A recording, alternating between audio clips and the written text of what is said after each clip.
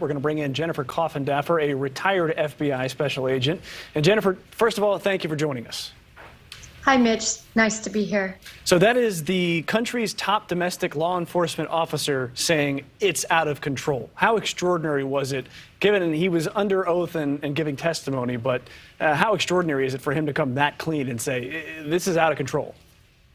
You know, it's very significant for the director of the FBI to go before under oath and say these very specific things. And that is, we have huge concerns over the immigration coming into our country illegally through the border, as well as specifically, he pointed out the rise in violent crime, which we're seeing nationwide. Personally, I teach self-defense across the nation, and before I go into any city and teach, I look at the statistics, and I've been floored in my last 3 classes to see the significant rise in violent crime against our citizens. Well, violent crime is one example, but we're looking at domestic extremism, like domestic terrorism, illegal border crossings, criminal street gangs. These are very kind of different groups of crimes and different types of people committing these crimes. It's almost like, where do you even begin? Put yourself in his shoes. Where do you begin? Well, I begin with #1, protecting our country from terrorism. And by these borders being so porous, we are just sending an invitation to terrorists to come enter our borders through the Mexican sieve that exists down there. And that has been my #1 concern ever since all of this illegal migration occurred.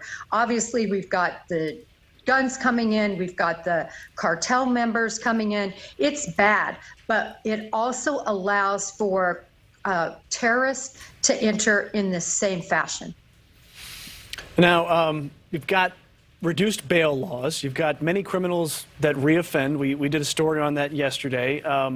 You know, there are accusations that we're not backing up our police, depending on which department you're in, and that lawmakers aren't doing enough about it. So where do you, obviously you're talking about the border being most important, but where do you place the blame? Well, the blame really comes into the fact that we allowed this to happen. Instead of tightening our borders, we have loosened our borders since 2020. And that's clearly evident by the influx of people that we've seen coming in. It's been captured via video. We know for sure, when I've talked to my colleagues down at the border, I mean, they're allowing transports and planes to transport these people who are undocumented. We don't know what their criminal past is in their own countries. And they're coming and inundating our country. And that can only lead to issues both concerning violent crime and concerning thefts, robberies, and everything else. Well, I hear you talking about border security. You're hammering home that message, but there are plenty of Americans who are already in America that are committing crimes against Americans. What of them? Absolutely accurate. And I call it the, I guess, the 6th variant, and that's the criminal variant of COVID.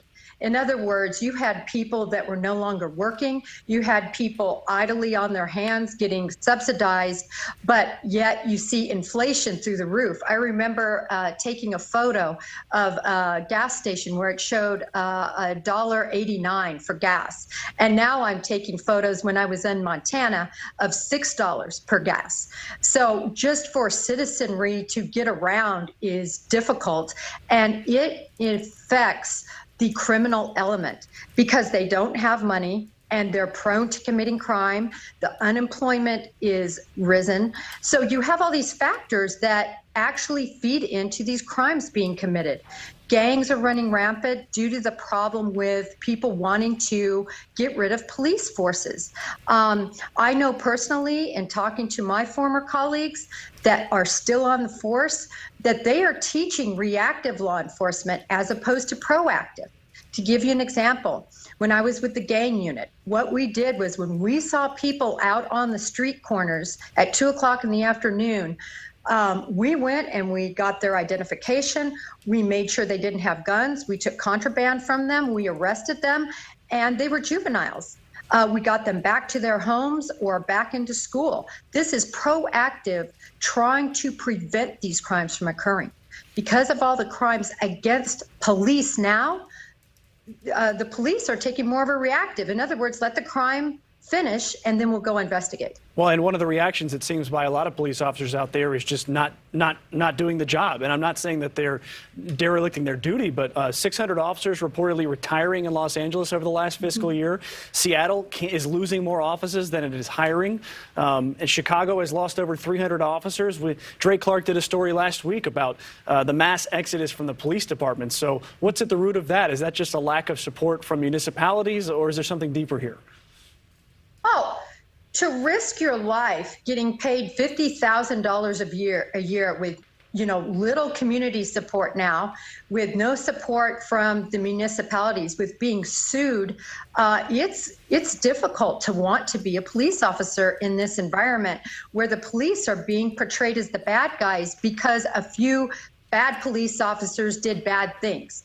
It doesn't equate to the backlash that's occurring and the nexus that unfortunately is happening in terms of black and white and all this racism that has reared its ugly head. And the police department seem to be at the center of that, even though, in my opinion, that is unwarranted. Thank you for watching. Go to newsnationnow.com to find NewsNation on your television provider. And don't forget to click the red subscribe button below to get more of NewsNation's fact-driven, unbiased coverage.